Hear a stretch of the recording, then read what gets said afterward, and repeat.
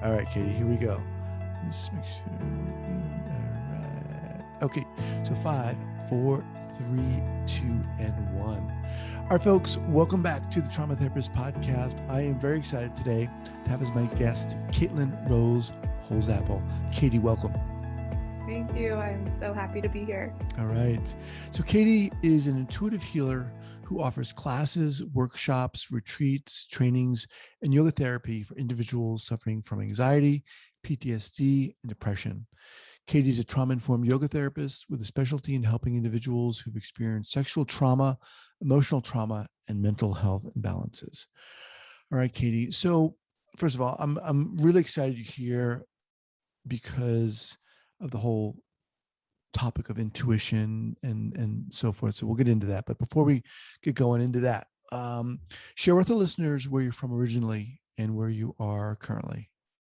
Totally. I'm from Colorado, both originally and currently, different location, but yeah, I've been in Colorado. I've moved out of state, but came back because I just really love it here. Okay. Awesome. All right. So let's dive in here. How did you get into this field? Yeah, Go. that's such Go. that's such a juicy and big question. So yeah, this field of trauma healing, especially from the somatic orientation, what really took me here was actually my path and my connection through yoga initially. So my yoga practice really brought me into this deeper connection with my body and with the healing capacities that live inside of each and every one of our bodies. So I really started off through meditation and through yoga. And during my first initial contact points with these experiences, I was having such profound shifts in myself where I remember one of my first restorative yoga classes, which is a style of yoga where you just have like a bunch of pillows and you lay in these different shapes for long periods of time. I remember like so vividly my first conscious in my body moment where I was like, oh, I feel like, what is this? And it was really just my relaxation response for the first time that I like had remembered in my life. And this was when Wow. I was, I believe, around 18 years old. And so that just really intrigued me and drew me in to study this field of yoga quite deeply. And through that, I also just felt really intuitively drawn to learning more about the nervous system, learning more about trauma healing. And I didn't really realize why I was so called to working with trauma healing. And like now I know because there's so much trauma that had not been healed and resolved in me. But that really came full force to my awareness after a sexual trauma that I experienced. And Hold on. fortunately, I I'm sorry. Let me had just interrupt you for a second. What became a realization to you? that why I was so drawn to trauma healing was actually that there was a lot of unresolved Okay. trauma within me Okay. that I always felt, but I didn't really have words to describe. Like it's like this feeling like something doesn't feel right, but I don't Mm-hmm. know what it is or why it is. And so learning about trauma and trauma healing felt really empowering in that way of just understanding more of like why I was wired the way I was and Mm-hmm. showing up in the way that I was.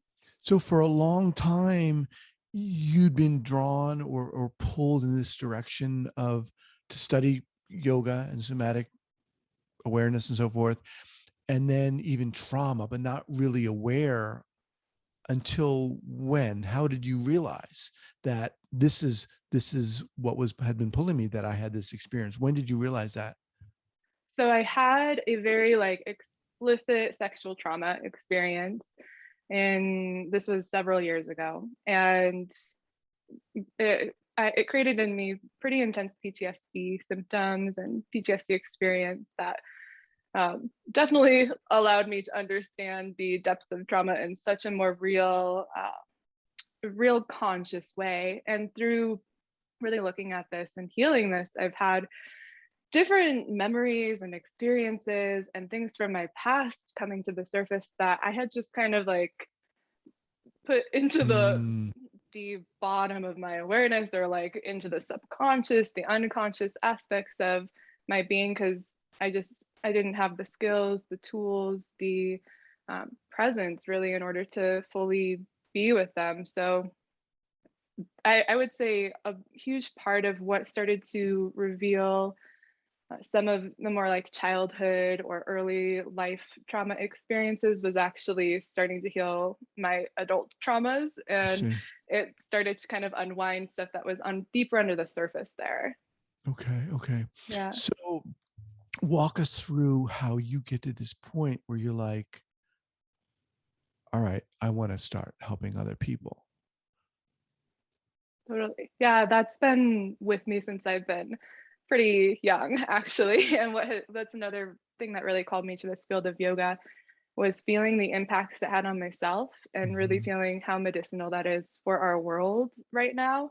Um, Especially in this realm of mental health, because that's been an area that I've really struggled with in my life, that I've had a lot of family members struggle with. And I found these incredible tools and practices that were so restorative in nature for me. And it just became very natural for me to be like, okay, this is really helping me. And it's part of like what I was born to do, is to bring this work to other people and to empower others in their healing and especially trauma healing journey. Mhm. Yeah. So, Katie, talk to us, well, walk us through rather when you decided that, you know what, I need to get some help or whatever from this sexual assault that happened. Mhm. Well, interestingly enough, I actually started more of my own personal trauma healing before the sexual assault that I experienced, because I had a moment with a group of people in like a training container where I was pretty much unraveling panic attack, like just this like wild experience of feeling completely untethered. And so that was a big moment for me to realize, okay, I need some like actual Hmm.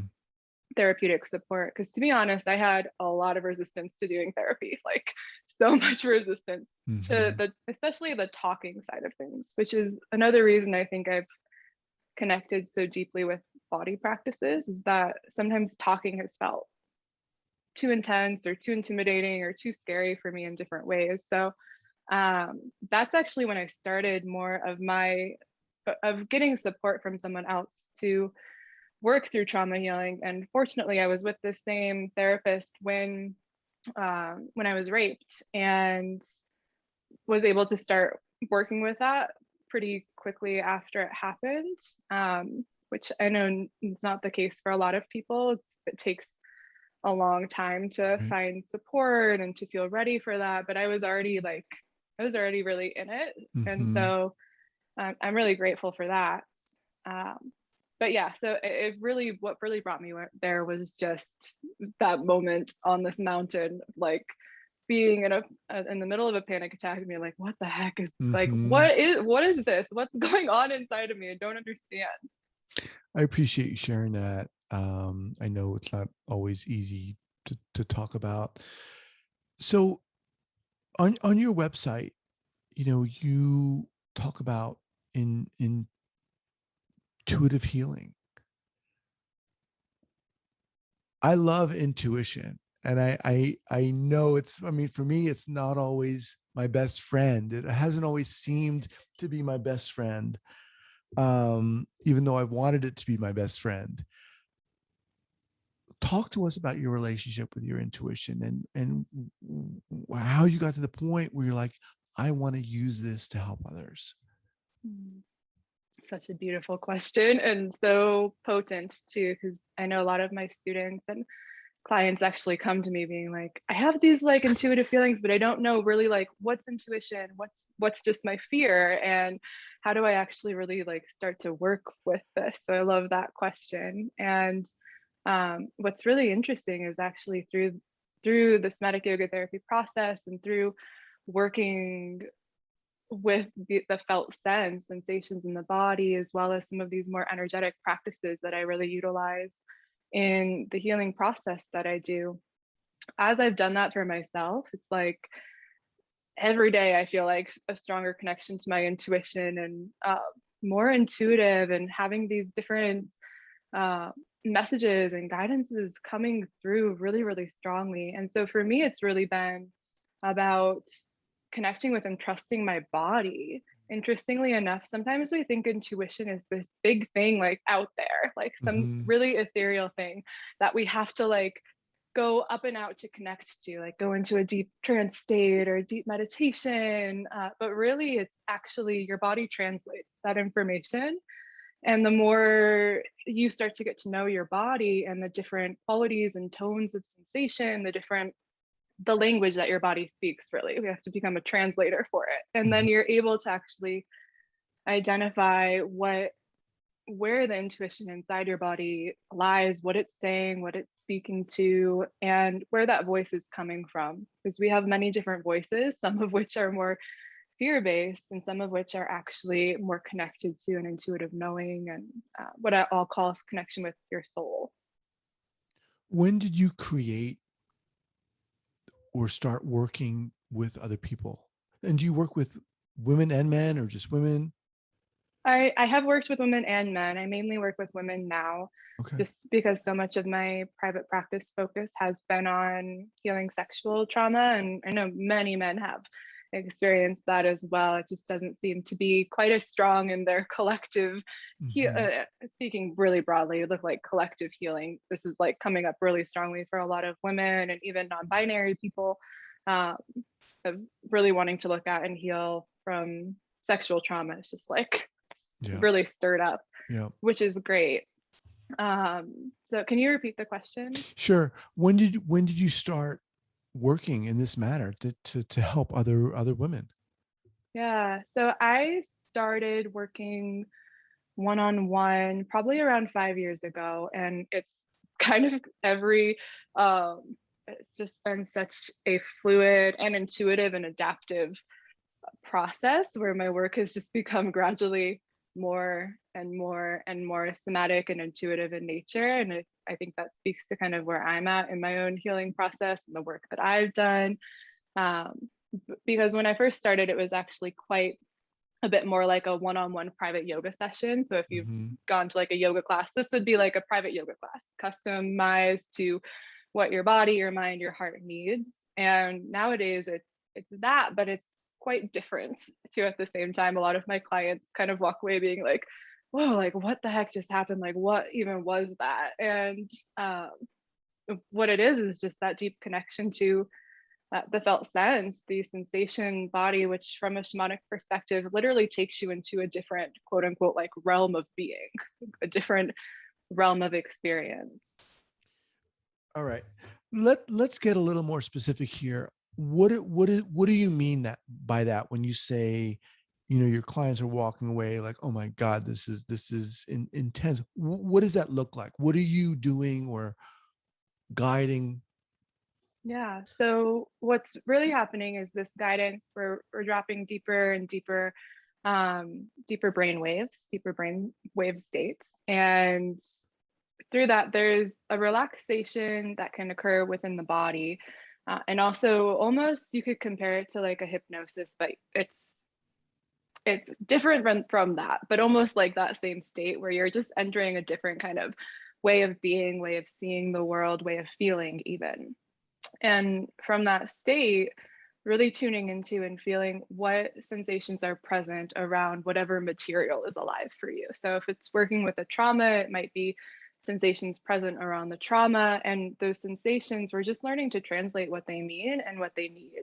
And so all sensations are like messengers telling us different things about what our body needs, what are like the voice of our intuition, what energetically wants and needs to happen. A really like basic example of this is when you're hungry, you can feel it as sensation in your body, right? That's just Mm-hmm. a very like gross, tangible example of that. So we're doing that, but in such a more subtle way where we can actually start to learn to read what emotions are still in the body, like still in the tissues of different regions of the body, and emotions, which we can kind of translate to energy in motion. They're not meant to be stuck or trapped in the tissues of the body. So usually there's some sort of release that wants to happen with that energy, and we block that in a lot of ways, just Mm-hmm. from how um, how our culture is, how we've been socialized, different fears that we have. We kind of block these, the actual movement of the energy through our system. And so this is about learning to easily, safely, and gently start to unblock some of that energy so it can flow and hopefully discharge. Because when there's a lot of energy from a traumatic experience, it's holding, but oftentimes it's holding things that aren't necessarily even fully yours anymore, or at Mhm. least not your present self. I would imagine that, when someone's been assaulted, physically abused, sexually abused, that um, intuition might be some foreign land. Maybe even, and sometimes the body becomes a scary place. How do you navigate that and negotiate that? Yeah, it's a really beautiful question. And I find that, like, yeah, it either like your intuition becomes like there's a wall between you and it, or it just like can open up really, really large and almost untether you from the actual like grounded earth. Mm-hmm. So especially individuals who have had early childhood trauma, they might actually have an overdeveloped, um, like you could call it like the third eye center, like that center of the intuition, the chakra in the center of the skull can actually sometimes become overdeveloped and create like this experience of nightmares or flashbacks. That's actually, that can be connected to that area. But what you're speaking to is actually really common too, which is the like feeling blocked, cut off, or just like that's not accessible to me. It feels too scary to go in there. And Mm-hmm. really, the answer is to do it really gently, especially when the body has been traumatized. It's like we're not going to go diving into the deepest depths of the ocean if there are still a ton of sharks swimming around in your mind, right? We got to make sure that the waters feel really safe and really actually pleasurable to you to be in. And so what that means is we might just kind of skim on the surface a little bit and use a lot of what many trauma therapists call resourcing practices, orientation to the sense gates, connection to the environment, connection to things in the present moment that are okay, that can give your nervous system a sense of like, okay, I'm safe enough right here and now. The trauma isn't like happening in this present moment. Because a lot of us are walking around with our bodies feeling like the traumas of our past are still happening right here and now. Right. And so we have to kind of give ourselves space, gentleness, and time to build enough safety with ourselves, with whoever you're working with, in order to just start touching the waters, like just Mm-hmm. touching them. And then as you touch them, it starts to feel like, okay, this isn't so bad. I can do this. Right. And maybe actually it feels kind of good, or there's like some sort of like pleasure or relief that comes from doing this.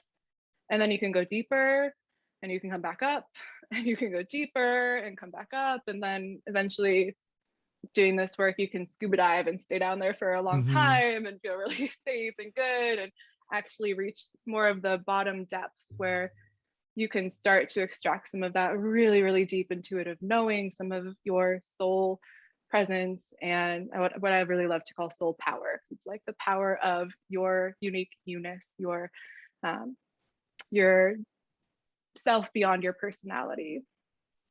Let me Yeah. just remind everyone that I'm speaking with Katie Rose Holsapple. Her website is hertemplehealing.com. Hertemplehealing.com. Let's talk about an early clinical error, if you will. When you first started getting into this, my guess is you've learned a lot, but share with us what it was like, or can you give us an instance of, when you first were doing this work where you made a mistake? Yeah. We all do. Yeah. Absolutely. So for me, this was, I spoke a bit about this a little earlier on, but and this might not make a ton of sense to those of you who don't have a background in yoga therapy. So I'm going to just like lay a little groundwork for that first so that it really feels clear. Because yoga therapy is different than yoga classes. This is very like one-on-one, almost pathogenic, like really working to support people in healing from different things, whether that's trauma or cancer or arthritis or scoliosis. Like there's a whole range, like name a condition, there's a yoga therapy, like there can be yoga therapy support for that. And so that's where I was when I was really starting out. And what didn't work for me was actually that more pathological approach of like, this type of yoga is good for this, like this breath is good for healing anxiety, this, do a back bend if you feel depressed, right? There is gift to that knowledge, there's truth in those benefits, but it was almost like bypassing the intuition, the knowledge inside my clients by just being like, all right, so you're having anxiety, we're going to do this breathing practice. And this is going to help you because it helps everybody with anxiety. And, you know, it's just like the body doesn't work that way. Everybody is so unique. And so what really pivoted and I feel like created a lot more impact in my one-on-one work is when I stopped doing that and I started just getting really curious around, well, what is this person's body actually showing me needs to happen? Like I can hear what they're saying, they're feeling, but what's the body actually showing me here? Yeah, that's really beautiful. So basically, you were really trusting the person sitting in front of you. Yeah. And trusting their and your intuition, your ability to listen. Which is really, really awesome. You know, you talked earlier about initially when you started healing or I guess jumping on this healing journey for therapy, you didn't want to get into talk therapy. You kind of had a resistance. Obviously, you're talking to some degree with your clients, but how do you feel you're differentiating yourself from a talk therapist? Yeah. So there is talking, like of course we have to talk about certain things, but there's not so much storytelling, you know, and that's a really important phase of healing too, is like being able to tell your story and share your story. It's so important. That's not really the realm of my work. It's more, you know, there might be something that wants to be said, there might be a belief, there might be a memory that comes up, but we try to stay with that from a more objective place of noticing it with awareness rather than getting super sucked into story mode, which can really take you out of your actual embodied experience and bring you more into a cerebral space of the head of trying to figure out, why did this happen to me? What could I have done differently? What's wrong with this person? Like all of these things that are really, it's powerful to work in that space, but you can get stuck in there like a hamster on a wheel. And so a lot of the work is actually letting go of some of that story and just being with what's present right now. What are you feeling right here and right now in this moment? I love that. All right. So as we kind of wind down here, um, how are you working with people? Are you only doing one-on-one? Are you doing groups? I'm looking at your website right now. I'm seeing retreat and training. Walk us through what is coming up for you. Yeah, so I do work one-on-one and I lead other yoga therapists through this modality called somatic yoga therapy. So I'm also training others in doing this work. And we have our first cohort going through right now. It's a year-long process. And so incredible and beautiful to be offering that because I can see it both like really empowering these beautiful beings and stepping forward and helping others heal more deeply, and also the work that they get to do themselves. And it's beautiful. So that's a huge thing that I've been stepping into this year. And then, yes, I do lead retreats. I have a retreat coming up in January. It's called the Embodiment Retreat. We're going to a beautiful retreat center in Mexico, and it'll be a week long of doing a lot of felt sense, feeling, processing, and healing work together in community in And is that a for beautiful place. therapists or anyone, or who's the audience? It's for practitioners, and it's also for people who want to heal, Got it. who are craving healing. Awesome. Yeah. Awesome. Wow. All right. So let's close out here with a go-to book recommendation. Yeah. So the book right now that I've been really in love with is called Radiant Rest by Tracy Stanley. She is an amazing yoga nidra teacher, and yoga nidra is a deep relaxation and meditation process that very, very powerful. And in the book, she has a lot of information about what is yoga nidra, how to work with it, how to heal your relationship with rest, because so many of us are so resistant to slowing down and resting. And she also has, I think, 6 different audio practice recordings that I am just like in love with lately. It's just her voice is amazing, and it's a really powerful resource. So totally recommend anyone who's called to that to go get her book. Awesome. We'll put that up at the show notes page at thetraumatherapistpodcast.com. Let me ask you this before we go. What is it, Kaity, about you do you feel that allows you to do this work? That's such a powerful question. I feel it's a calling in me. It's something that my soul came into this life like, this is what we're doing, and really, really strong. When I have tapped into that deep space of my own soul, my own intuition, just feels like this is part of what I'm here for. This is part of what I'm here to do. So I'm in deep alignment with this work, and I think that really creates a lot more depth in healing when the person you're working with is like super aligned with what they're doing. So I really, really feel that. And I also know through having my own experiences that has been one of my greatest teachers of being able to be with other people is. And I think that's true for many of us as practitioners, is you can only really be with someone to the depth that you've been with yourself, and have done a lot of that. And so I can go really deep with people. That's awesome. I asked that question because you really do have this presence about you that is very healing and calming, and not just calming, but allowing. Like, and it's awesome. Thank you. Yeah, it's real, and you yourself are very inspiring. I'd love to have you back. I'd love to continue talking with you. It's been a pleasure meeting you and having you on here. Yes, it's been so fun to chat, and I would love to come back. All right. Take care. Yeah.